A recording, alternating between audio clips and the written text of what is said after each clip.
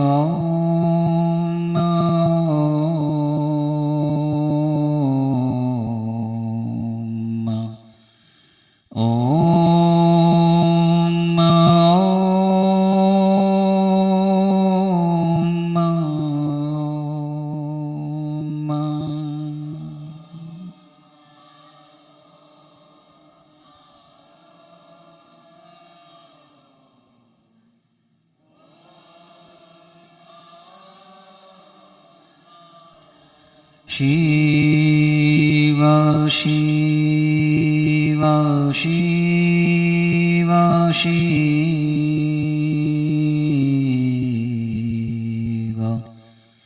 शिव शिव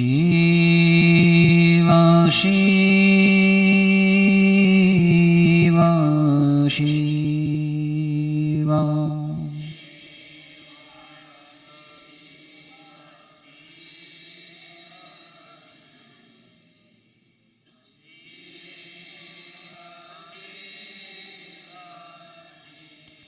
पृथ्वी शिव जल शिव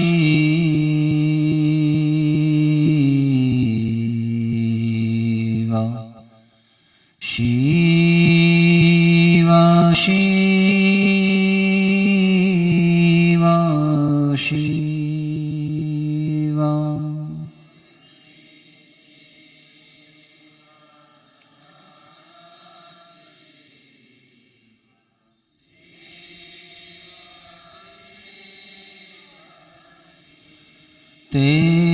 तेजसी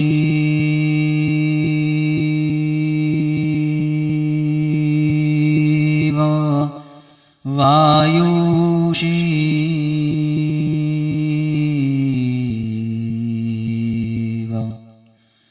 शिव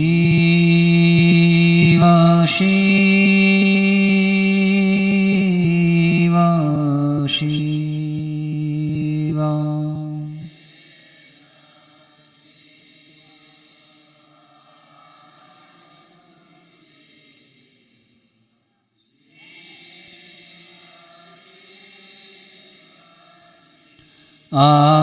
आकाश शिव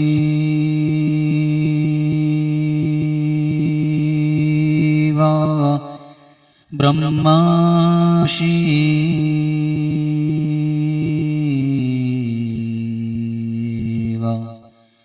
शिव शिव शिव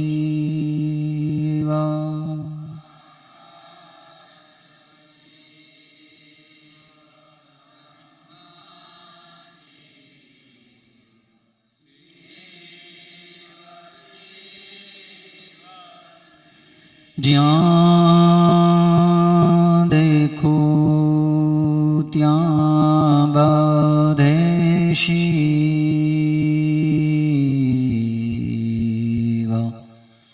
શિવ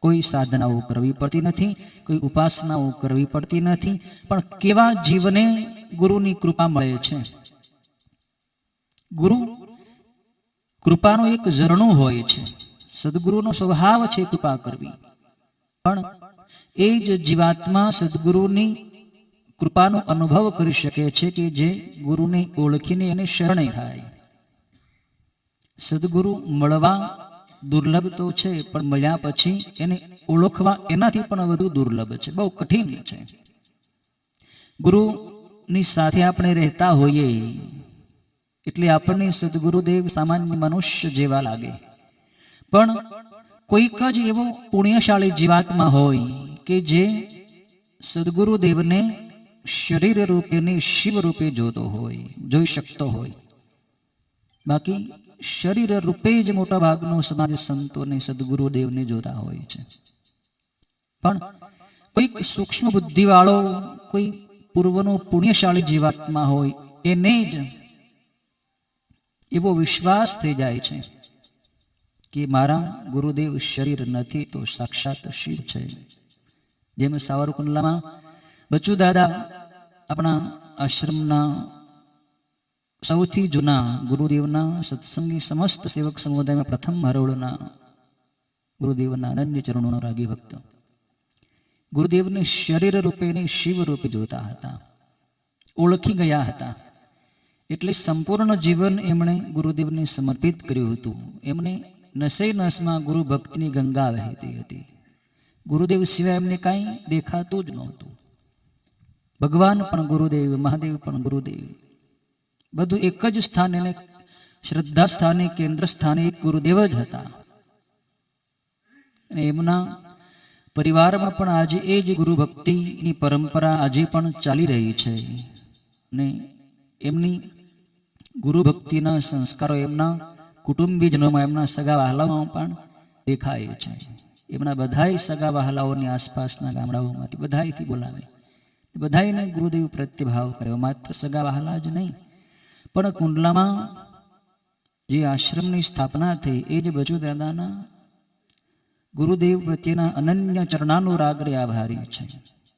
આજે સાવરકુંડલા માત્ર જ નહીં, પણ સાવરકુંડલા આશ્રમ એક બધા આશ્રમોમાં એક અગ્રગણ્ય આશ્રમ અને ગુરુદેવનું ધામ બની ગયો. ત્યાં હજારો હજારો લોકોની આસ્થા જોડાયેલી છે. ક્યાં ક્યાંથી લોકો આવે છે. પણ એ આશ્રમનું બીજ રોપવામાં કોઈ નિમિત્ત બન્યા હોય તે બચુ દાદા. કારણ એમને ગુરુદેવ ઓળખાઈ ગયા હતા કે ગુરુજી શું હતા, ગુરુજી શું છે. ગુરુદેવનું વચન મુખમાંથી નીકળે એને નીચે પડવા ન દેતા, સીધું ઝીલી લેતા. તુરંત આજ્ઞા પાલન. કેમ કે પૂર્ણ વિશ્વાસ હતો કે ગુરુદેવ જે આજ્ઞા આપે એનું પાલન આપણે કરીએ તો એમાં આપણું કલ્યાણ જ કલ્યાણ હોય છે.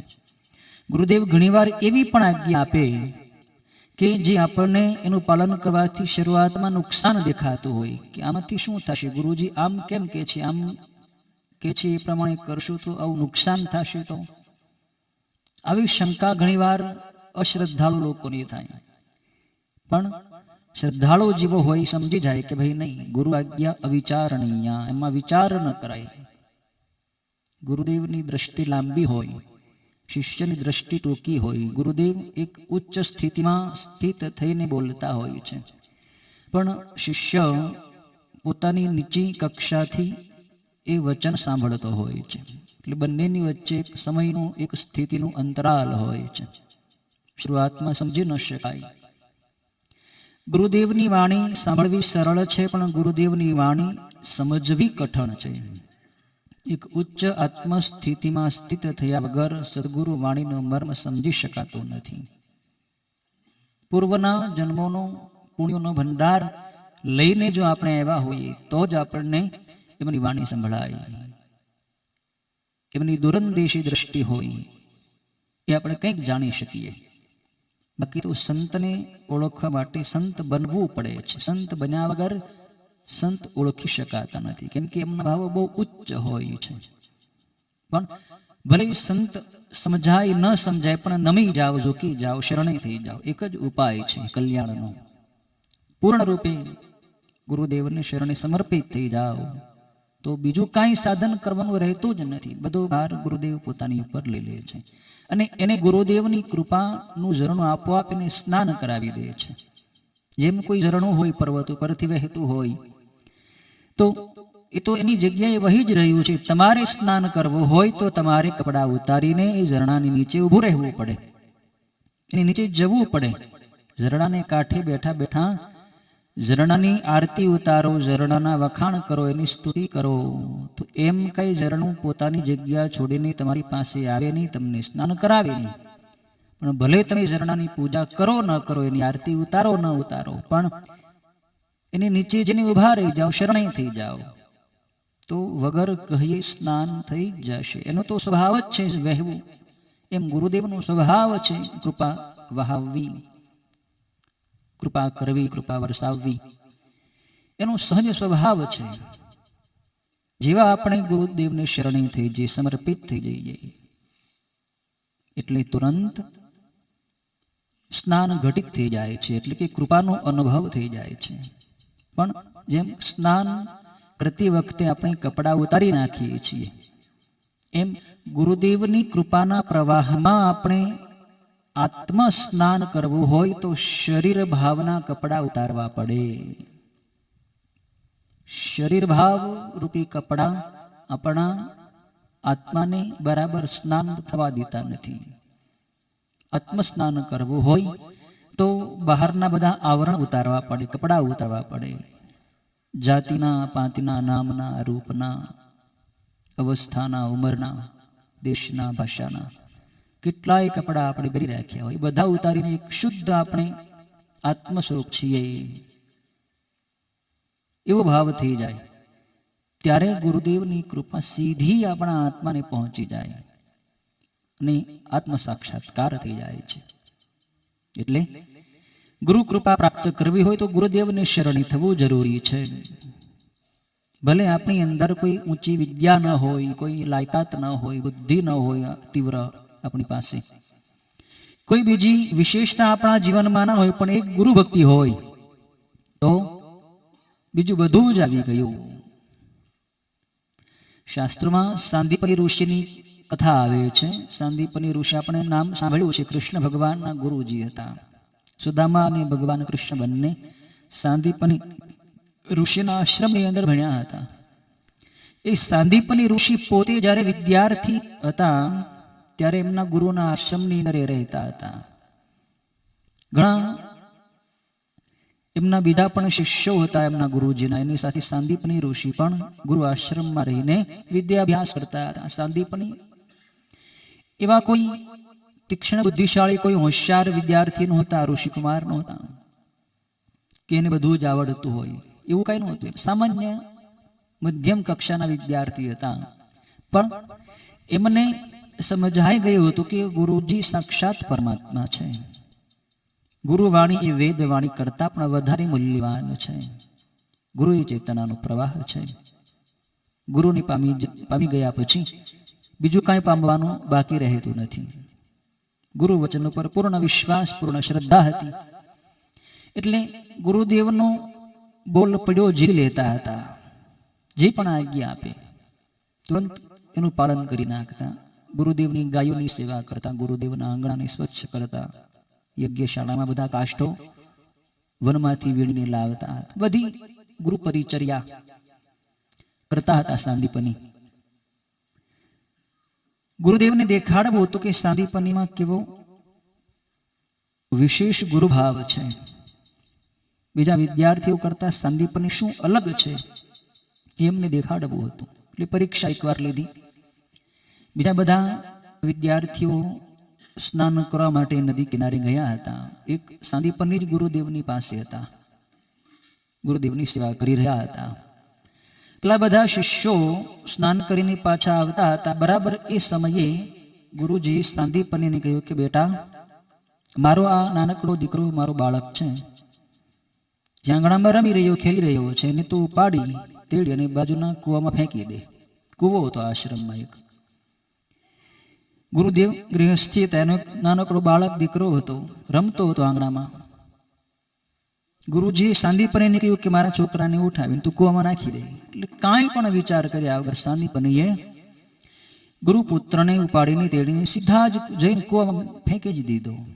અને આ દ્રશ્ય પેલા બધા એના જે સાથી સહપાઠી વિદ્યાર્થીઓ હતા, ગુરુભાઈઓ હતા, એ જોઈ ગયા. એટલે તુરંત બધા દોડ્યા કે આ સાંદીપની પાગલ થઈ ગયો લાગે છે. ગુરુદેવના પુત્રને, ગુરુપુત્રને ઉપાડીને કૂવામાં ફેંકી દીધો. એટલે પેલા તો તરત બધા વિદ્યાર્થી ઘણાની અંદર તરત આવડતું હતું, ઉતરીને ગુરુપુત્રને બચાવી લીધો. અને પછી બધા વિદ્યાર્થીઓ ભેગા થઈ અને સાંદીપનીને માર્યા. તું મૂર્ખ લાગ્યો છો, ગુરુજીના પુત્રને આવી રીતે ફેંકી દેવાય કૂવામાં? પાગલ થઈ ગયો છો કે બુદ્ધિ છે કે નહીં? તને આવું શું સૂજ્યું? આ છતાંય સાંદીપનીએ મુખમાંથી એક વેણ એમ કાઢ્યું નહીં, કાંઈ બોલ્યા નહીં કે મને ગુરુજીએ આજ્ઞા આપી હતી એટલે મેં બાળકને કૂવામાં નાખ્યું. કાંઈ કીધું નહીં, માર સહન કરી લીધો. જે પણ આપણા જીવનમાં ઘટે છે એ ગુરુ કૃપાથી ઘટે છે. સાંદીપનીને વિશ્વાસ હતો કે ગુરુજીની દ્રષ્ટિમાં હું છું, તો ગુરુના સાનિધ્યમાં, ગુરુના આશ્રમમાં આપણી સાથે જે કઈ ઘટના બને એ ગુરુ કૃપામાં જ ઘટતી હોય છે. એ ઘટના ચાહે અનુકૂળ હોય આપણને, ચાહે પ્રતિકૂળ હોય, એમાં આપણો લાભ અને લાભ જ છે. ગુરુના સાનિધ્યમાં આપણે છીએ, ગુરુની દ્રષ્ટિમાં આપણે છીએ, તો આપણું નુકસાન થાય જ નહીં, થવાની સંભાવના જ નથી. ભલે ને જેને મારવા હોય મારે. મેં તો ગુરુ આજ્ઞાનું પાલન કર્યું છે, મારે એવી કઈ સફાઈ આપવાની જરૂર નથી કે મેં ગુરુજીની આજ્ઞાથી મેં એના દીકરાને કૂવામાં નાખ્યો હતો. આપવાથી શું લાભ? જે થયું એ થઈ ગયું. માર પડ્યો તો પડ્યો, સહન કરી લો શાંતિથી. કાંઈ એને ફરક ન પડ્યો, એની પોતાની સ્થિતિમાં સ્થિત રહ્યા. સાંદીપનીની એક અંદરની ભીતરી સ્થિતિ અલગ પ્રકારની હતી. સુખ દુઃખમાં બંનેમાં એ સમ રહી શકતા હતા. વિદ્યાર્થીઓ વળી પાછા કામે લાગી ગયા. થોડાક સમય પછી વળી ગુરુજી બીજી વાર પરીક્ષા કરી. એ જ રીતે પહેલાની જેમ જ બધા શિષ્યો સ્નાન કરીને પાછા આવતા હતા. સાંદીપની ગુરુજીની પાસે હતા. ત્યારે એણે ગુરુજીએ સાંદીપનીને કહ્યું કે બેટા, મારી આ જે ઘાસની ઝૂંપડી છે, કુટિયા, એમાં આગ લગાડી દે. તો કાંઈ પણ વિચાર કર્યા વગર સાંદીપનીએ ગુરુદેવની કુટીરમાં તરત આગ લગાડી દીધી. યજ્ઞશાળામાંથી બળતું જે યજ્ઞકાષ્ઠ હતું લઈ આવ્યા અને ઝૂંપડીમાં આગ લગાડી દીધી. પેલા બધા વિદ્યાર્થીઓ, સહપાઠી ગુરુ ભાઈઓ જોઈ ગયા અને તરત દોડ્યા. સાંદીપનીને માર્યા છે, ઝૂંપડી ઠારી નાખી છે બળતી હતી. કે તું મૂર્ખ લાગે, બીજી વાર આવું કામ કર્યું? ગુરુજીની અંદર કેટલા બધા પુસ્તકો હોય, ગુરુદેવના વસ્ત્રો હોય, કમંડલ હોય, એ બધું બળી જાય, તને ખબર નથી? કેટલી મહેનતથી આ કુટિયા બનાવેલી છે. મૂર્ખ લાગે છે. પણ એ વખતે પણ એ કાંઈ સફાઈ ન આપી, કે ચોખવટ ન કરી, કે ગુરુજીએ આજ્ઞા આપી. જે થયું ભલે થયું, મેં ગુરુજીની આજ્ઞાનું પાલન કર્યું છે. માર મને પડ્યો તો એ ગુરુજીની દ્રષ્ટિમાં મને માર પડ્યો છે, એમાં કંઈક મારો લાભ હશે. મને ખબર નથી કે એ માર પડ્યો મને, એનાથી મને શું લાભ થાય, કે શું લાભ થવાનો છે, કે શું લાભ થયો છે. પણ લાભ થયો છે, મને ખબર નથી. પણ ગુરુદેવના આશ્રમની અંદર આપણી સાથે જે કાંઈ ઘટના બને એ આપણા હિત માટે હોય છે, આવો એમને વિશ્વાસ હતો. પોતાની એક ઉચ્ચ સ્થિતિમાં, એક સમ સ્થિતિમાં એ સ્થિત રહ્યા સાંદીપની. તો વિદ્યાર્થીઓને સાંદીપનીનું જીવન કંઈક અલગ લાગ્યું કે આ સાંદીપનીને મારીએ છીએ તો એને કાંઈ દુઃખ લાગતું નથી. એણે જે આ બધું કામ કર્યું એમાં એને કાંઈ પસ્તાવો થતો નથી. ગુરુપુત્રને કૂવામાં નાખી દીધો, ઝૂંપડીમાં આગ લગાડી દીધી, એ બદલ એને પસ્તાવો નથી. મારીએ છીએ તો એને દુઃખ નથી. આ કઈ પ્રકારની એની સ્થિતિ હશે, બીજા લોકોની કલ્પના પણ નહોતા કરી શકતા. પણ સ્થિતિ બહુ ઉચ્ચ હતી. વર્ષો સુધી અભ્યાસ ચાલ્યો. અભ્યાસ પૂર્ણ થયો એટલે સૌને ગુરુજીએ પોતપોતાના ઘરે ગૃહસ્થાશ્રમ માટે મોકલી દીધા. 25 વર્ષ બ્રહ્મચર્ય આશ્રમમાં રહેવાનું હોય. આપણી વૈદિક સંસ્કૃતિના નિયમ પ્રમાણે 25 વર્ષ બ્રહ્મચર્ય આશ્રમ, ગુરુદેવના આશ્રમની અંદર વિદ્યાભ્યાસ કરવાનો. 26 થી 50 વર્ષ દરમિયાન ગૃહસ્થાશ્રમમાં વિવાહ કરીને ધન ઉપાર્જન કરવાનું, માતા પિતાની સેવા કરવાની. અને વિષય ભોગને ત્યાગ બુદ્ધિથી ભોગવીને એનો મર્મ સમજી લેવાનો કે વિષયોમાં શું સુખ છે. 51મા વર્ષથી વન પ્રવેશ, વાનપ્રસ્થાશ્રમ. વનમાં પ્રસ્થાન કરવું એટલે વાનપ્રસ્થ, વનમાં જવું, તિતિક્ષા કરવી. ઇન્દ્રિયોને જે વિષયોનું સુખ આપ્યું હોય એ સુખના સંસ્કારો નષ્ટ કરવા માટે ભૂખ્યું રહેવું, ટાઢ, ગરમી, વરસાદ સહન કરવો. આ વાનપ્રસ્થાશ્રમ અત્યારે કળિયુગની અંદર આચરવો યોગ્ય નથી. કેમ કે એવું કઠિન જીવન અત્યારે કોઈ જીવી શકે નહીં. અત્યારે એવા વન રહ્યા જ નથી. પહેલાં તો વનની અંદર બધા કંદમૂળો, ફળફૂલ ખૂબ ભરપૂર હતા, નદીઓ વહેતી હતી. અત્યારે વન પણ કપાઈ રહ્યા છે, સુકાઈ રહ્યા છે. 75 વર્ષ પછી સંન્યાસ આશ્રમ, ચતુર્થ શ્રેષ્ઠ આશ્રમ, સમ્યક પ્રકારે સંસારનો ત્યાગ, એ સર્વશ્રેષ્ઠ સંન્યાસ આશ્રમમાં પ્રવેશ કરવામાં આવતો. પણ આ વર્ણાશ્રમ પ્રથા, આશ્રમ પ્રથા હવે લુપ્ત થતી જાય છે. તો બધા વિદ્યાર્થીઓને ગુરુજી રજા આપી દીધી, બધા જતા રહ્યા. અભ્યાસ પૂરો થયો, સંદીપની પણ જતા રહ્યા. ગુરુદેવની અંતિમ અવસ્થા વૃદ્ધાવસ્થા હતી અને એમના પૂર્વના શિષ્યોને સમાચાર મળ્યા કે ગુરુજી હવે દેહ ત્યાગ કરવાના છે. એટલે બધા વિદ્યાર્થીઓ જે સાંદીપની સહિત બધા વિદ્યાર્થીઓ જે હતા એક પછી એક ગુરુદેવની પાસે અંતિમ દર્શન માટે આવવા લાગે કે હવે ગુરુદેવનું શરીર છૂટી રહ્યું છે, દર્શન કરી લઈએ ગુરુદેવના. તો પેલા બધા વિદ્યાર્થીઓ આવ્યા એટલે ગુરુજીએ પોતાની અંતિમ સ્થિતિમાં પોતાની પાસે જે કાંઈ એની ઉપયોગમાં લીધેલી પૂજનીય વસ્તુઓ હતી, દંડ હતો, કમંડળ હતું, ચરણ પાદુકા હતી, વસ્ત્ર હતા, પુસ્તકો હતા, પોથીપાના હતા, માળા હતી, પૂજાની સામગ્રી હતી, એ અલગ અલગ શિષ્યોને બધું આપી દીધું. કોઈને પાદુકા આપી, કોઈને ચાખડી, કોઈને કમંડળ, કોઈને દંડ. તો બધા શિષ્યો એવી રીતે ગુરુદેવના આશીર્વાદ લઈને જતા રહ્યા. સૌથી છેલ્લે સાંદીપની આવ્યા. એટલે સાંદીપનીને આપવા માટે ગુરુદેવની પાસે કોઈ વસ્તુ બચી નહોતી. અંતે છેલ્લે સાંદીપની આવ્યા, ગુરુદેવને વંદન કર્યા.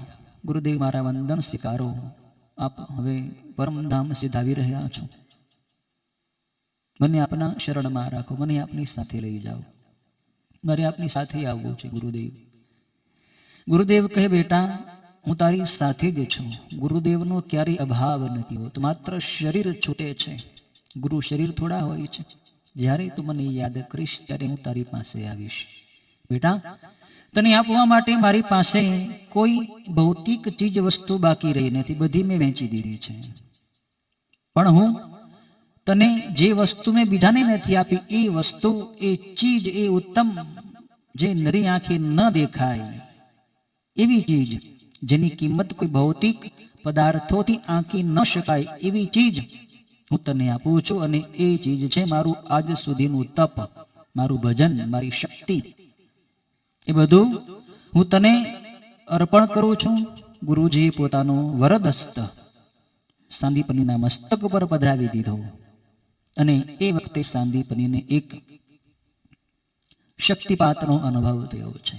એક દિવ્ય શક્તિનું રૂપાંતરણ સાંદીપનીની અંદર થઈ ગયું છે. સાંદીપનીની અંદર દિવ્યતા આવી ગઈ. ગુરુજી આશીર્વાદ આપ્યા, બેટા આ સંપત્તિને તું સાચવી રાખજે અને સુપાત્રને સોંપજે, કેમ કે આ ગુરુ જ્ઞાન ગંગા છે, આ ગુરુદેવની તપની ધરોહર છે.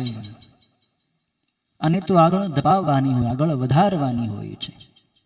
એને સાચવી રાખવાથી મોક્ષ નહીં મળે, એને આપવાથી મોક્ષ મળે છે. કોઈ પણ સંત સિદ્ધ મહાત્મા હોય એ પોતાની શક્તિ સાથે લઈને નથી જતા. શરીર છોડતા પહેલા કોઈ સુપાત્ર શિષ્યને શક્તિપાત દ્વારા એ શક્તિ અર્પણ કરીને, સોંપીને પછી દેહ છોડે છે. ત્યાં સુધી એ પણ દેહ ન છોડી શકે, એને પણ પ્રતીક્ષા કરવી પડે છે કોઈ સુપાત્ર શિષ્યની. જ્યાં સુધી શિષ્ય સુપાત્ર ન મળે ત્યાં સુધી ગુરુ એ શક્તિ એને આપવી હોય તો પણ આપી ન શકે, કેમ કે શક્તિ જેટલી દિવ્ય હોય છે કે એ સામાન્ય અજ્ઞાની, અશ્રદ્ધાળુ, અપવિત્ર મનુષ્યના હાથમાં એ શક્તિ જઈ જ ન શકે. સુપાત્ર શિષ્ય હોય શુદ્ધ અંતઃકરણ વાળો શિષ્ય હોય એની જ અંદર શક્તિનું સંચારણ કરી શકે છે ગુરુદેવ. ગુરુદેવે આશીર્વાદ આપ્યા, બેટા આ શક્તિ હું તને અર્પણ કરું છું અને આશીર્વાદ આપું છું કે જગતના નાથ જે પુરુષોત્તમ પરમાત્મા કૃષ્ણ રૂપે જ્યારે આ ધરાતલ ઉપર અવતાર લેશે ત્યારે એ તારા શિષ્ય બનશે. તું ભગવાનનો પણ ગુરુ બનીશ, કૃષ્ણનો પણ તું ગુરુ બનીશ. કૃષ્ણ તારી પાસેથી જ્ઞાન પ્રાપ્ત કરશે. હું તને આશીર્વાદ આપું છું. ગુરુની કૃપાથી શિષ્ય ક્યાં પહોંચે છે? ભગવાનનો પણ ગુરુ, જગત ગુરુનો પણ ગુરુ બની જાય. એટલી બધી મહત્તા ગુરુદેવના આશીર્વાદની છે. આવો આશીર્વાદ ત્યારે પ્રાપ્ત થાય જ્યારે સાંદીપની જેવી શરણાગતિ ભાવ ગુરુની અંદર, પરમાત્માનો ભાવ આપણી અંદર આવે. એટલે ગુરુ કૃપાનું ખૂબ મહત્વ છે. ગુરુ જે પરમાત્મા સર્વવ્યાપક અણુ અણુમાં રહેલા છે, જેનો આકાર નથી, જેનો પ્રકાર નથી, જે અખંડ ભૂમંડળની અંદર અણુ અણુમાં વિલસી રહ્યા છે, એવા પરમાત્માનો અનુભવ કરાવી દે એ ગુરુદેવની મહતી કૃપા છે. આપણે કહીએ છીએ અખંડ મંડલાકારમ વ્યાપ્તમ યેન ચરાચરમ.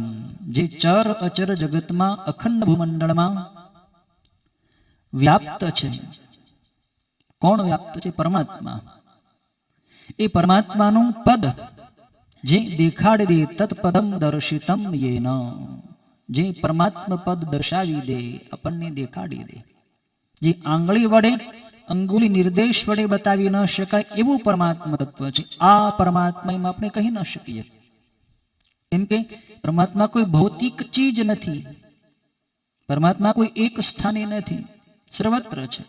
પણ છતાં ગુરુદેવ એવું જ્ઞાન આપે, એવું જ્ઞાનનું આંજણ આપણી આંખમાં આંજી દે, અંતશ્ચક્ષુ ખોલી નાખે કે જેથી આપણને સર્વત્ર શિવ દર્શન થાય, ભગવત દર્શન થાય, અનુભવમાં આવી જાય ગુરુ કૃપાથી એ તત્વ.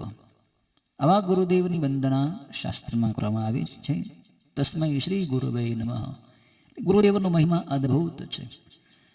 આપણા સૌના અહોભાગ્ય છે કે ગુરુદેવ આપણને આ હળાહળ કળીકાળની અંદર આપણને એમના દર્શન, એમનું સાનિધ્ય મળ્યું, એમનો સત્સંગ મળ્યો, એમના સંસ્કારો મળ્યા છે.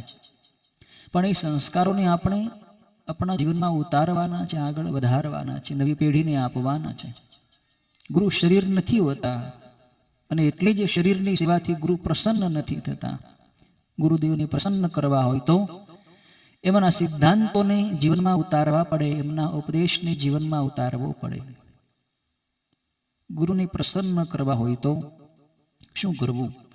એ આપણી પાસે જેવું જીવન જીવાડવા માંગતા હોય એવું જીવન આપણે બનાવીએ તો ગુરુદેવ પ્રસન્ન થાય. એ કોઈ ભિક્ષાથી પ્રસન્ન ન થાય, એ કોઈ વસ્ત્રથી કે ચાખડી આપવાથી કે આસન આપવાથી ગુરુદેવ એમ પ્રસન્ન ન થાય. ગુરુની પ્રસન્નતા પ્રાપ્ત કરવી હોય તો ગુરુદેવ આપણું જીવન કેવું બનાવવા માંગે છે એ પેલા સમજી લો.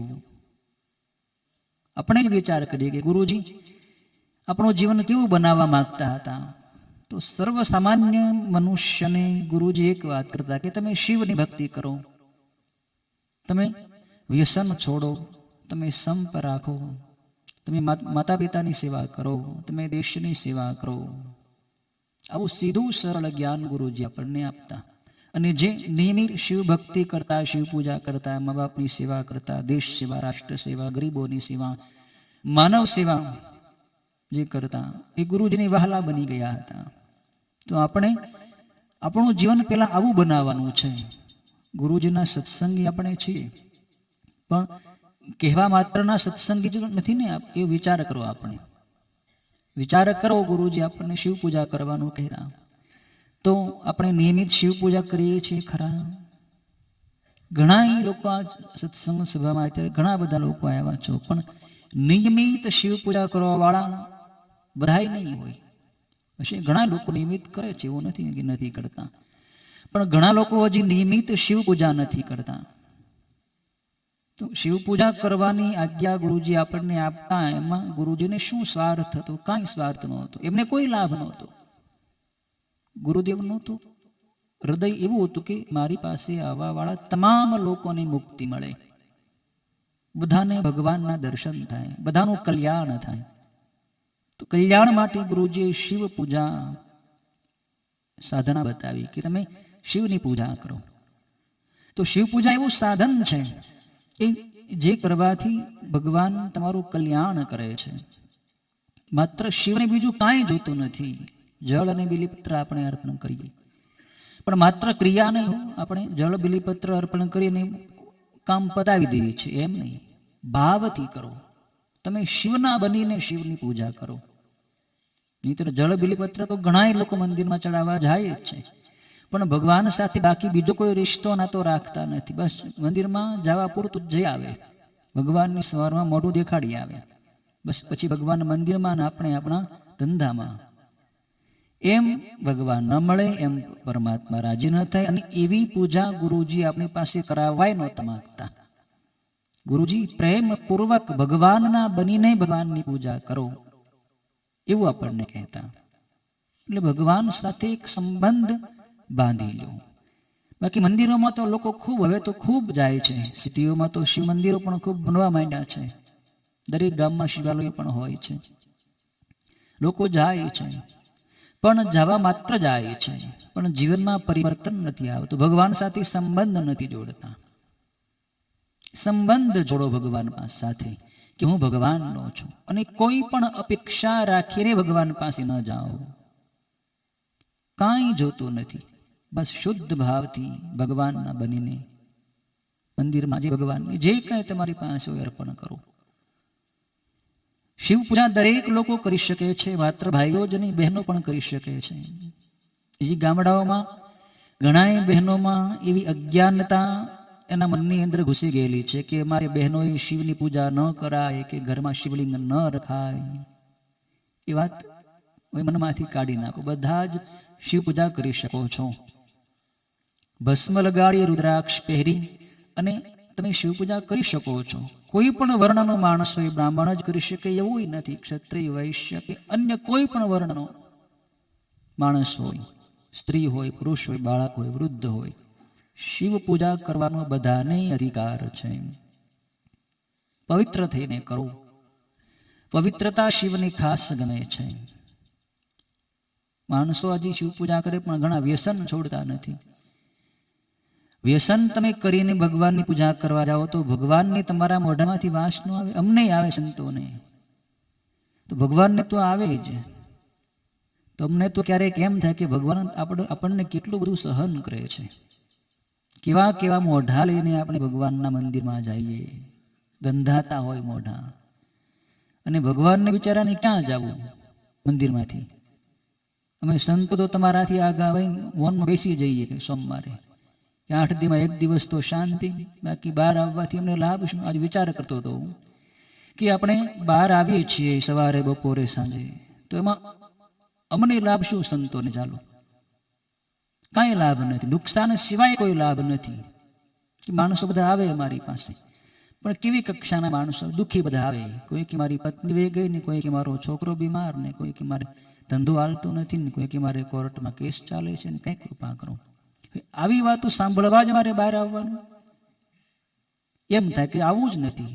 એક દિવસ તો એમ જ થાય કે હવે બસ સોમવારની રોજ આખો મહિનો, 1 મહિનો મૌનમાં બેસી જઈએ, અખંડ મૌનમાં બેસી જઈએ. નુકસાન ને નુકસાન જ થાય છે.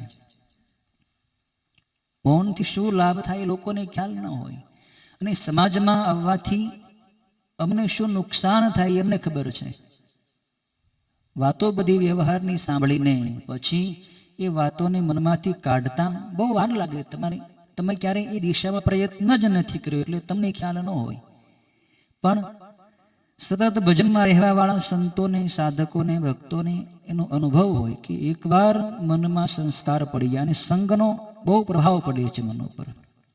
જેની સાથે તમે વાત કરી હોય, જેની સામે તમે જોયું હોય, જેની વાત તમારા આસપાસના લોકો કરતા હોય, તો એ બધાના સંસ્કારો મન ઉપર પડે છે.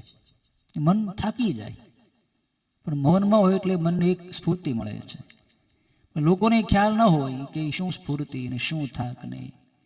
પણ સંતોને કોઈ લાભ નથી વ્યવહારમાં આવવાથી. નુકસાન ને નુકસાન જ છે. લોકો નુકસાનની વાતો જ લઈને આવે છે, દુઃખની વાતો લઈને આવે ને હાવ બગડીને બેહાલ થઈને પછી અમારી પાસે આવે કે સ્વામીજી હવે બગડીને બેહાલ થઈ ગયા છે, આનું વ્યસન છે ને તેનું વ્યસન છે ને હવે છૂટતું નથી, 12 વર્ષથી ને 15 વર્ષથી છે ને કૃપા કરો આપ મારી ઉપર. હવે અમે તમે હાવ છેલ્લે તમારી ડેટ પૂરી થઈ ગઈ ને પછી આવ્યા તો અમારે તમારી ઉપર પ્રક્રિયા કરવી હોય તો કેમ કરવી? કાંઈ કર્યું કે મન પ્રાર્થના કરી કે પ્રભુ આને સદબુદ્ધિ આપો અને કૃપા કરો કે વ્યસન છોડે. તો પેલા વ્યસન તમને થયું જ કેમ? તમને એટલો ખ્યાલ નહોતો કે આ માવો છે એ કેન્સરનો મિત્ર છે, આ મદિરા છે, દારૂ છે એ યમરાજનો મિત્ર છે, એ પીશું તો આપણા શું હાલ થશે, આપણી શું જિંદગી બરબાદના પંથે જતી રહેશે. તેમને એનો કાંઈ વિચાર ન આવ્યો? કુસંગથી જ વ્યસન થાય છે. તો તમારા મિત્રે તમને જ્યારે માવો દેવાની શરૂઆત કરી ત્યારે તમને બુદ્ધિ તો હોવી જોઈએ ને કે ભાઈ આ ન ખવાય. આપણે કોઈ તમાકુ તમને દીધી, ગુટખા દીધી કે દારૂ પીવાનું શીખવાડતો હતો તો એ વખતે તમને ખ્યાલ નહોતો કે આ આપણે મોઢામાં ન ખાય. તમારો ભલે જીગરજાન મિત્ર હોય પણ એના કહેવાથી કે આપણે ઝેર થોડું ખાઈ જવાય? તો ઝેર જ છે ને. તમાકુ ઝેર છે, દારૂ ઝેર છે, ગુટખા ઝેર છે. એ વખતે તમને ખ્યાલ નહોતો. પહેલે પગલેથી જ તમે જો અટકી ગયા હોત તો આ હાલ ન થાત. પણ હવે બધું જ પૂરું થયું, નીચુવાઈ ગયું આખું જીવન. પછી આવો છો, પછી અમે સંતો શું કરીએ? કાંઈ લખવા જેવું અંદર તમે જગ્યા અમારી બાકી રાખી જ નથી. તમારી પાર્ટીમાં બધું જ ઘૂંટડા અંદર લખી નાખ્યા છે. એટલે હવે મારે લખવું હોય તો શું લખી શકીએ? પ્રાર્થના કરી પ્રભુ અને કંઈક સદબુદ્ધિ આપો અને શક્તિ આપો, વ્યસન છૂટે. એ સાવધાન રહ્યો, વ્યસન કરો જ નહીં. પહેલા તો કોઈનો સંગ જ શું કામ તમે કરો છો? પહેલા તો સંતોનો સંગ કરો, ભક્તોનો સંગ કરો. ન મળે તો ઘરે બેઠા બેઠા ભગવાનના નામની માળા ફેરો, સારા પુસ્તક વાંચો. અત્યારે ઘણું બધું મોબાઈલ તમારી પાસે છે, એમાં સારું ઘણું આવે છે ને, પણ સારું જોવું નથી. મોબાઈલમાં કેટલા છોકરો બગડે છે, એટલા બગડી જાય ને.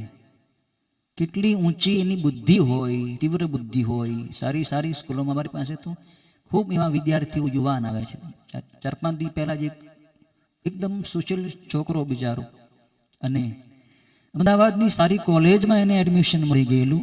એમાં એને પરીક્ષામાં સારા ટકા આવ્યા હતા, પણ છતાં કોરોના વખતે એના હાથમાં મોબાઈલ આવ્યો ને એમાં ખોટા રવાડી ચડી ગયો ને એટલી માનસિક બીમારીમાં હવે ભણવાનું બધું છૂટી ગયું અને માનસિક દવા એને ચાલુ છે. જો એની ઉપર દ્રષ્ટિ કરતા અમને આમ કરુણા ઉપજે, દયા આવે કે બિચારો આવો યુવાન છોકરો અને આ મોબાઈલના રવાડે ચડી ગયો અને આ દશા એનું જીવન બરબાદ. નહીતર એ ક્યાંનો ક્યાં પહોંચે. એટલે મોબાઈલ એક બધાએ કરતા મોટું ભયંકર વ્યસન મોબાઈલ છે. એટલે છોકરાઓ તમે એનાથી બચો. તમારે મોબાઈલની શું જરૂર હોય? તમને ખ્યાલ નથી કે મોબાઈલમાં તમારું મન કેટલું બગડે છે. વ્યસન જે તમાકુ ગુટખા ખાવાથી તમારું શરીર બગડે છે, પણ મોબાઈલ સીધું તમારા મનને પકડી લે છે, મનને બરબાદ કરી નાખે છે. એ ભયંકર વ્યસન. સ્થૂલ કરતા સૂક્ષ્મની અંદર શક્તિ વધારે હોય છે, એમ સ્થૂલ વ્યસન કરતા સૂક્ષ્મ વ્યસનમાં શક્તિ વધારે હોય છે. જીવનને વધારે દુઃખમય બનાવી રહે છે મોબાઈલ છે. મોબાઈલ કેમ વાપરવો એનો વિવેક નથી. અને વસ્તુ જેવી છે એમાં બીજું ન જોવું હોય ખોટું ખરાબ તો એમાં વચ્ચે ઘૂસી જે તમે સારું જોતા હો તો એમાં ખરાબ જોવાય જાય. ભગવાનના ફોટા જોતા હો તો એ વચ્ચેમાં બધી મહારાણીઓના ફોટા દેખાવા માંડે.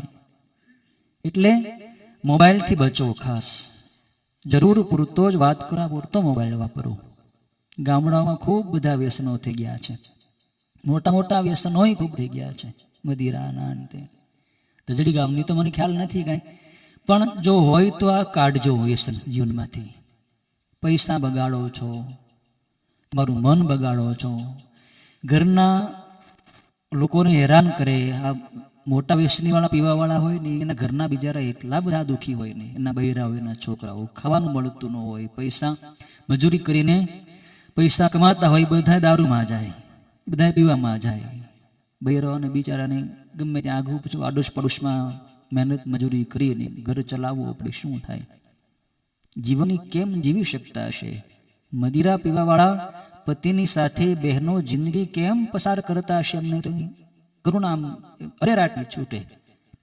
બહેનોની કઈ દશા હશે બિચારીની કે આવા પતિની સાથે જિંદગી આખી કાઢવે ને, દારૂ પીને આવે ને મારે ને ઝઘડા કરે, કેટલી અશાંતિ. એટલે ભગવાન બચાવે આનાથી. તમે શિવની ભક્તિ કરો. ગુરુજી આપણને એટલે જ કહેતા કે તમે શિવની ભક્તિ કરો, આશ્રમે આવો. આવો આશ્રમ છે તમારી બાજુમાં જ આપણે સાવરકુંડના, તો ત્યાં વારંવાર આવો, સારા પુસ્તક વાંચો, સત્સંગ સાંભળો અને જીવનનું કલ્યાણ કરો. શિવની ભક્તિ કરો. શિવની ભક્તિ મુક્તિનું દ્વાર છે. બધા કરી શકો છો શિવ પૂજા. અને શિવની અંદર બધાય દેવ દેવતા આવી જાય છે. આજે બધા લોકો ભક્તિ તો ઘણા કરે છે, 100 અલગ અલગ દેવી દેવતાને માને છે, પણ એકમાં નથી માનતા. કેટલાયને નોખા નોખાને માને, બધાને માને. તમે એક મંત્ર આપીએ ને કે બે ઓમ નમઃ શિવાયની માળા ફેરવો, તો એ સામેથી પ્રશ્ન પૂછે, સ્વામીજી હું આ માતાજીની માળા ફેરવું છું, ફલાણા દેવની માળા ફેરવું છું, આ દેવની માળા ફેરવું છું, એ ચાલુ રાખો કે બંધ કરું? એક જ તમે પકડો ઓમ નમઃ શિવાય, બીજા બધા મંત્રો આવી જાય છે. અલગ અલગ જ્યાં ત્યાં તમે ભટકો રહી. સનાતન ધર્મને માનો, એના 5 દેવો છે એની ઉપાસના કરો. રામ, કૃષ્ણ, વિષ્ણુ, ગણપતિ, સૂર્ય, માતાજી, શિવ. બસ આમાંથી કોઈ એક દેવને ઈષ્ટદેવ સ્વરૂપે સ્વીકારી લો.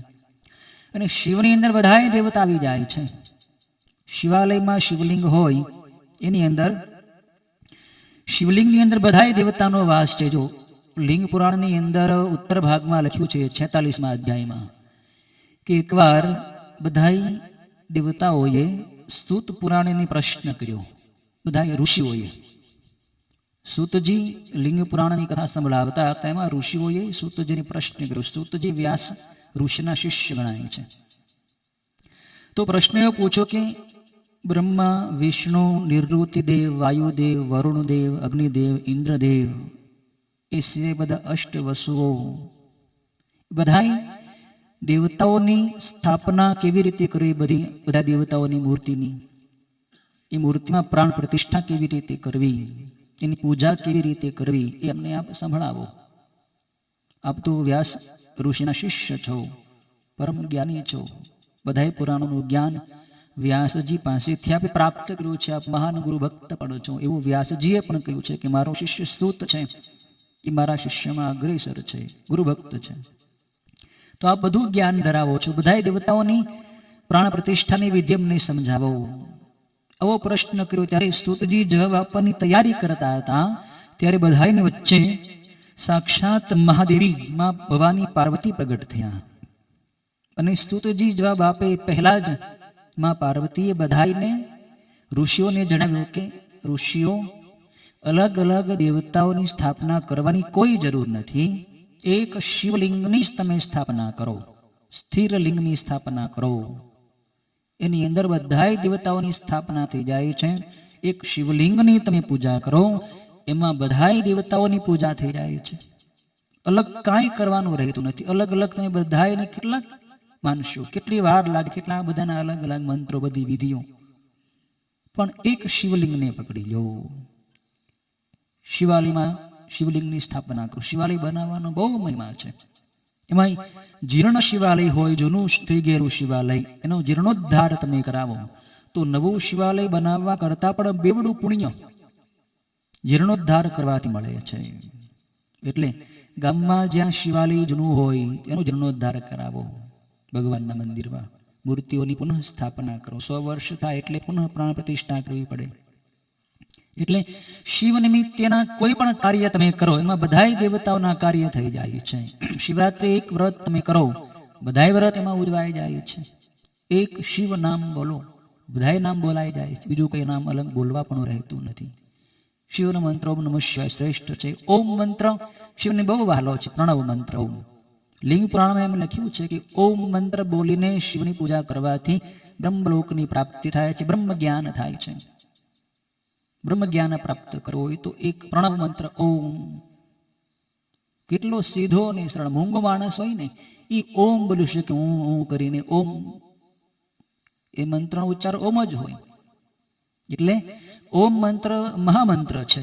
કોઈ મંત્ર ન આવડે તો ઓમ મંત્ર બધા બોલી શકે છે. એવું નથી કે સંન્યાસીઓ જ બોલી શકે, ગૃહસ્થીઓ પણ બોલી શકે છો, બહેનો પણ બોલી શકે છે. ઓમથી જપ કરી ભગવાનના લિંગ ઉપર બધી સામગ્રી ઓમ બોલીને પણ તમે ચડાવી શકો છો, અભિષેક કરી શકો છો, અને બહુ સમય પણ ન લાગે. ઓમ અભિષેકમ સમર્પયામી, ઓમ બિલ્વપત્રમ સમર્પયામી. કોઈ મંત્ર બોલવાનો આપણે. ઓમની અંદરથી જ બધા વેદો નીકળ્યા, બધા પુરાણો નીકળ્યા, બધા શાસ્ત્રો નીકળ્યા, બધી ભાષાઓ નીકળી છે. ઓમ મહામંત્ર છે, પ્રણવ મંત્ર સૂક્ષ્મ મંત્ર છે. ઓમ નમઃ શિવાય મંત્ર પણ ઓમમાંથી નીકળેલો છે. ત્રંબકમ મંત્ર પણ ઓમમાંથી નીકળેલો છે. એટલે ગાયત્રી મંત્ર પણ ઓમમાંથી નીકળેલો છે. ઓમ મહામંત્ર છે. ઓમ શિવને બહુ ગમે છે. પ્રણવ એ શિવનું જ સ્વરૂપ છે. ઓમ એટલે શિવ, ઓમ એટલે નિરાકાર શિવ. પછી નિરાકારમાં મન સ્થિર ન થાય તો ઓમ નમઃ શિવાય, સાકાર ભગવાનની પૂજા માટે ઓમ નમઃ શિવાય કે ત્રંબકમ. પણ શિવના કોઈ મંત્ર જે છે એ બધા શક્તિશાળી ખૂબ છે, બધાની અલગ અલગ શક્તિઓ છે. ઓમ નમઃ શિવાયની શક્તિ અલગ છે. ઓમ નમઃ શિવાયમાં 7 કરોડ મંત્રો સમાઈ જાય છે. એટલો મોટો મંત્ર છે ઓમ નમઃ શિવાય. ત્રંબકમ મંત્ર તો મહામૃત્યુંજય મંત્ર છે.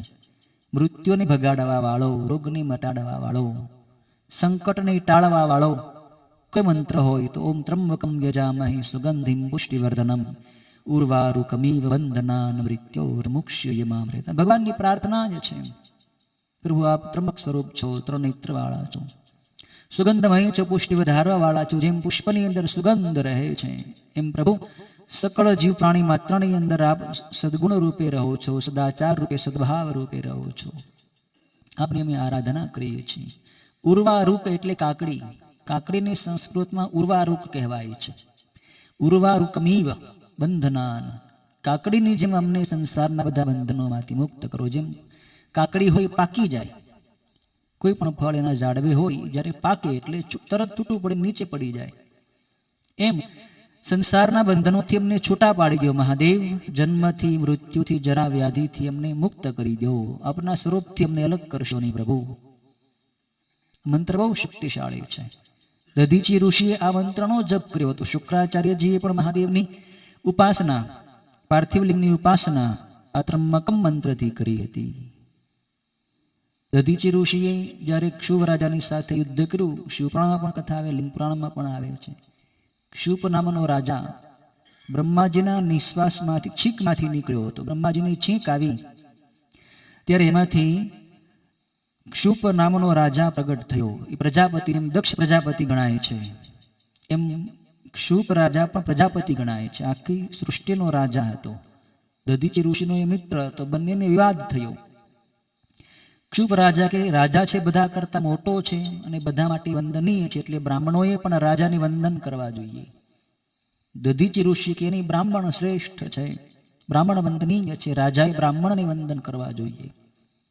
બંનેની વચ્ચે સભામાં વિવાદ થયો. એટલે ક્ષુપ રાજાને ઇન્દ્રદેવની પાસેથી અસુરોને મારવાનું વજ્ર પ્રાપ્ત થયું હતું. વજ્ર નામનું હથિયાર ક્ષુપ રાજાની પાસે હતું. એ વજ્ર એને લઈને દધીચી ઋષિને માર્યો, એટલે દધીચી ઋષિ ઘાયલ થઈ ગયા. એટલે તરત એને શુક્રાચાર્યનું સ્મરણ કર્યું, ભૃગુવંશી શુક્રાચાર્યનું. એટલે તરત શુક્રાચાર્યજી પ્રગટ થયા. અને શુક્રાચાર્યજી તો મહાન શિવ ભક્ત, એને મહામૃત્યુંજય મૃત સંજીવની વિદ્યા મહાદેવ પાસેથી પ્રાપ્ત કરી હતી. ત્રંબકમ મંત્ર બોલીને જળનું પ્રોક્ષણ કર્યું દધીચી ઋષિ ઉપર. એટલે એના બધા તૂટી ગયેલા અંગો પાછા સંધાઈ ગયા.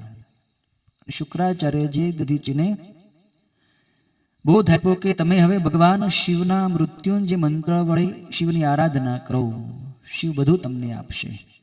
શિવની પાસેથી તમે વજ્રના અસ્થિનું વરદાન માગી લો, તમારા અસ્થિ છે વજ્રના થઈ જશે. ભગવાન શિવ બધું આપે છે. મહામૃત્યુંજય મંત્ર બળવાન છે. દધીચી ઋષિએ ભગવાન શિવનું આરાધન કર્યું છે.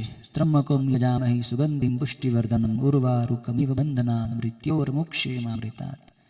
ખૂબ મોટી સંખ્યામાં વર્ષો સુધી સાધના કરી. એટલે મહાદેવ પ્રસન્ન થયા. બોલો શું વરદાન જોઈએ? દધીચી ઋષિ કે મને અધીનતાનું વરદાન આપો, હું ક્યારેય દીન ન બનું, રંક ન બનું, યુદ્ધમાં મને કોઈનો ભય ન રહે, મારા અસ્થિ વજ્રના બનાવી દો, મારો ક્યારેય પરાજય ન થાય, બધે વિજય મેળવી લઉં. ભગવાને વરદાન આપી દીધું. દધીચી ઋષિના અસ્થિ વજ્રના બની ગયા. દધીચી ગયા, ભરી સભામાં ક્ષુભ રાજાને ડાબી મુઠ્ઠીનો પ્રહાર કરી લાત મારી દીધી.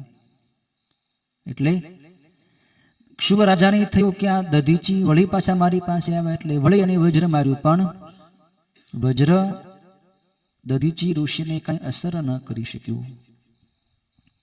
દધીચી ઋષિને કઈ અસર ન થઈ એટલે ક્ષુભ રાજાને નવાઈ લાગી કે દધીચીને કેમ, એનું શરીર કેમ નષ્ટ ન થયું. ત્યારે દધીચી કહે કે હું શિવનો ભક્ત છું, મને કોઈનો ભય નથી. આખા બ્રહ્માંડની અંદર કોઈ દેવતાઓથી, કોઈ રાક્ષસોથી, કોઈનાથી પણ હું ડરતો નથી. હું શિવનો ભક્ત છું. કોઈ અસ્ત્ર શસ્ત્ર તમારે પ્રયોગ કરવો હોય તો કરી લો, તમારા કોઈના પણ શસ્ત્રો મારા દેહને નષ્ટ કરી શકવા સમર્થ નથી.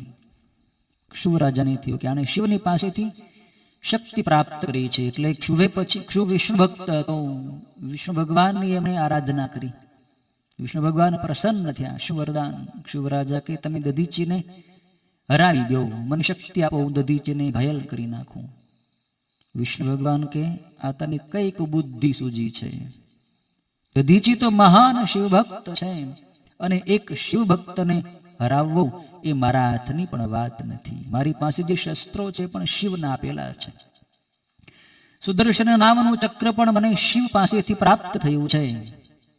શુભ દધીચીને જો તું કહે છો એટલે હું એને હરાવવાનો પ્રયત્ન કરીશ, પણ મને એવું ભવિષ્ય દેખાય છે કે દધીચીને હું જ્યારે હરાવવાનો પ્રયત્ન કરીશ ત્યારે દધીચી માત્ર મારી ઉપર નહીં, બધા જ દેવતાઓની ઉપર કોપાયમાન થશે અને બધાને શાપ આપશે કે બધા દેવતાઓ દક્ષ પ્રજાપતિના યજ્ઞમાં શિવની વિરોધમાં જઈને યજ્ઞનો ભાગ લેવા જશે. ત્યારે શિવના ગણ વીરભદ્રથી બધા દેવતાઓનો અને વિષ્ણુનો પણ નાશ થશે. બધાને હારવું પડશે, ભાગવું પડશે. આવો શાપ દધીચી ઋષિથી મને મળવાનો છે, માટે જ ઈચ્છું તું મને આવું કાર્ય કરવાનું કહે છો. તે વરદાન માંગ્યું છે એટલે હું પ્રયત્ન કરીશ, પણ આમાં નુકસાન આપણને છે. ક્ષુભ રાજાએ કહ્યું એ પ્રમાણે ભગવાન વિષ્ણુ બ્રાહ્મણનું રૂપ લઈને જાય છે દધીચીની પાસે અને કહે છે કે હું એક આપની પાસેથી વરદાન લેવા માટે આવ્યો છું, મને વરદાન આપો. દધીચી ઋષિ જાણી ગયા આ કોઈ સામાન્ય બ્રાહ્મણ નથી, આ સાક્ષાત વિષ્ણુ છે. એટલે તરત ઓળખીને કીધું કે વિષ્ણુ, તમારું કપટ હું જાણું છું, તમે બ્રાહ્મણ નથી, તમે વિષ્ણુ છો. કપટ છોડી દો, તમે શા માટે આવ્યા છો મને કહો. મને કોઈનો ભય નથી, હું તમારાથી પણ ડરતો નથી, કોઈ દેવતાઓથી પણ ડરતો નથી. જગતમાં હું સર્વથા અજેય છું, કેમ કે શિવની પાસેથી મને શક્તિ પ્રાપ્ત થઈ છે. ત્યારે વિષ્ણુ ભગવાન મૂળ સ્વરૂપે આવીને દધીચીની સાથે યુદ્ધ કરે છે. પણ વિષ્ણુ ભગવાનને દધીચી સાથે યુદ્ધ કરતા જે બધા દેવતાઓ આવી ગયા દધીચીની સાથે લડવા માટે. એક બાજુ એકલા દધીચી અને એક બાજુ બધા વિષ્ણુ ભગવાન સહિત બધા દેવતાઓ, અને પોતાના બધા શસ્ત્રો એકલા દધીચીની ઉપર બધા ફેંકે છે. ત્યારે દધીચી ઋષિ હાથમાં દર્ભની એક મુઠ્ઠી લીધી છે. એક મુઠ્ઠીમાં દર્ભ ડાબડો લઈ અને બધાની ઉપર ફેંક્યો, એટલે બધા એ દર્ભના જે તણખલા હતા એ ત્રિશૂળ બની ગયા અને બધાના શસ્ત્રોને તોડી નાખ્યા છે ત્રિશૂળે, અને દેવતાઓ ભાગ્યા છે. વિષ્ણુ ભગવાન પછી તો અનેક પોતાના પાર્ષદોને પ્રગટ કરે છે, પોતાના જેવા જ રૂપવાળા અનેક વિષ્ણુને પોતાના સ્વરૂપમાંથી પ્રગટ કરે છે અને દધીચી ઋષિની સામે ધસી જાય છે. પણ દધીચી ઋષિ વળી પાછી મુઠ્ઠી ઉઠાવી દર્ભની અને બધાની ઉપર ફેંકી, એટલે એ બધા પાર્ષદો પણ છિન્ન ભિન્ન થઈ ગયા.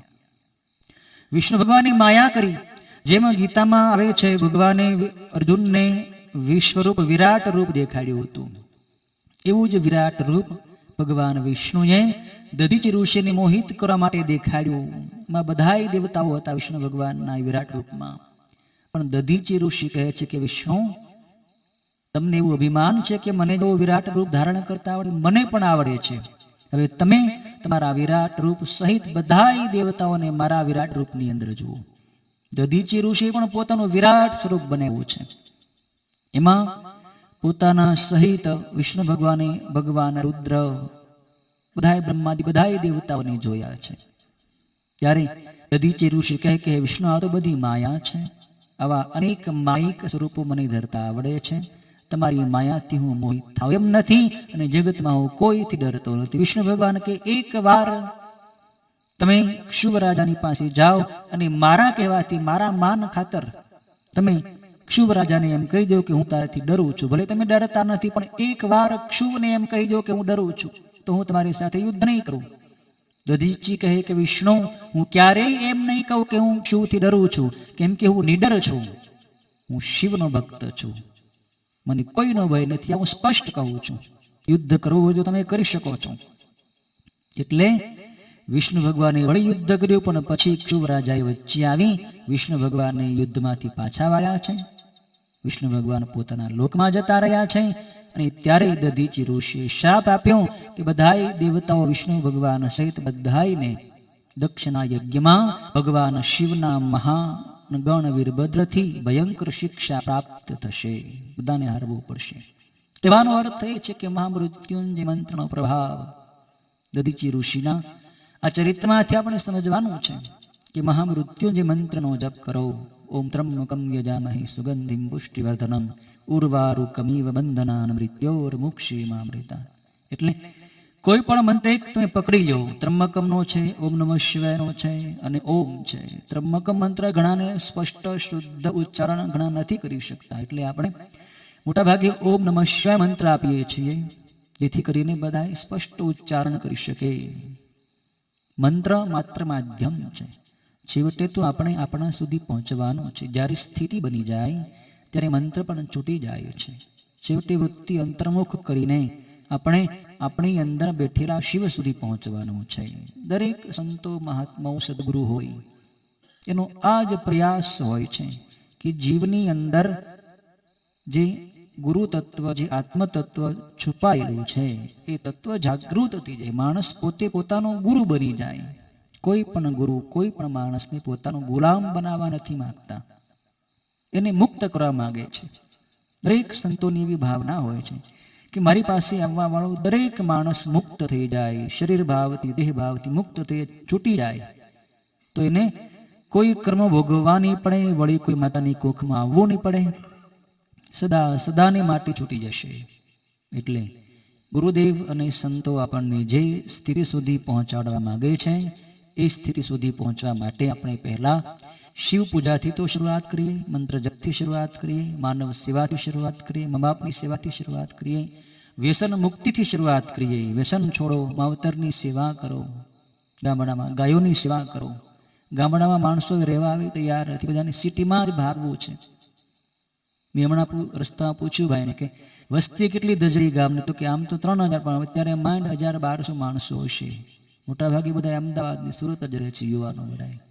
ગામડાઓ ખાલી થતા જાય એ ચિંતા છે. કેમ કે માણસોને હવે કામ કરવું નથી, સહન કરવું નથી, જલસા કરવા છે, મોજશોખ કરવા છે, પણ એનાથી કેટલા રોગ થાય છે બેસારું જીવન જીવવાથી.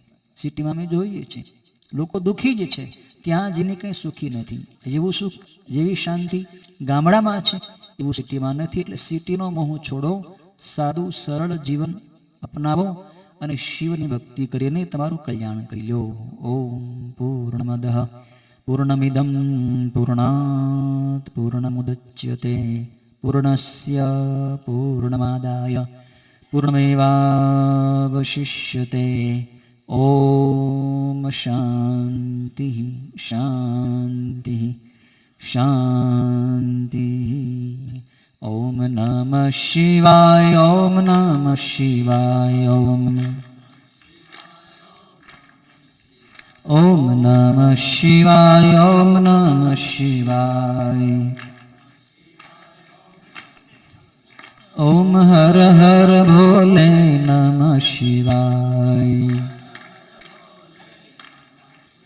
ઓમ હર હર ભોલે નમઃ શિવાય. ઓમ નમઃ શિવાય. ઓમ નમઃ શિવાય. ઓમ નમઃ શિવાય. ઓમ નમઃ શિવાય. ઓમ હર હર ભોલે નમઃ शिवाय। ओम हर हर भोले नमः शिवाय। ओम नमः शिवाय। ओम नमः शिवाय। ओम नमः शिवाय। ओम नमः शिवाय। ओम हर हर भोले नमः शिवाय। ओम हर हर भोले नमः शिवाय। ओम नमः शिवाय। ओम नमः शिवाय। ओम नमः शिवाय। ओम नमः शिवाय। ओम हर हर भोले नमः शिवाय। ओम हर हर भोले नमः शिवाय। ओम नमः शिवाय। ओम नमः शिवाय।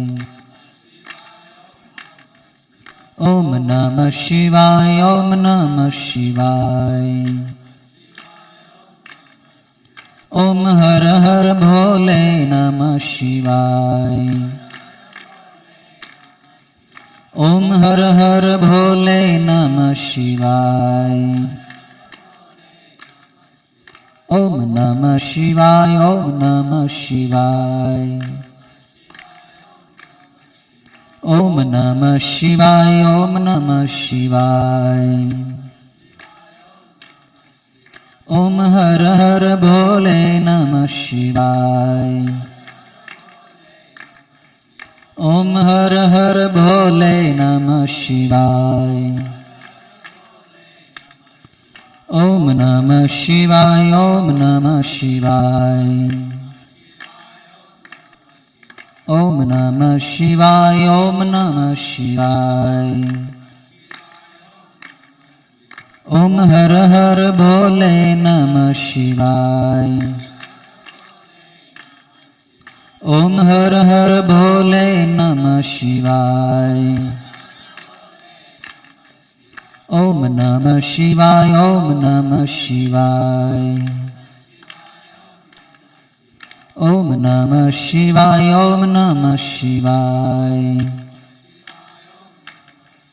ओम हर हर भोले नमः शिवाय। ओम हर हर भोले नमः शिवाय। ओम नमः शिवाय। ओम नमः शिवाय। ओम नमः शिवाय। ओम नमः शिवाय। ओम हर हर भोले नमः शिवाय। ओम हर हर भोले नमः शिवाय। ओम नमः शिवाय। ओम नमः शिवाय। ओम नमः शिवाय। ओम नमः शिवाय। ओम हर हर भोले नमः शिवाय। ओम हर हर भोले नमः शिवाय। ओम नमः पार्वती पतये हर हर महादेव।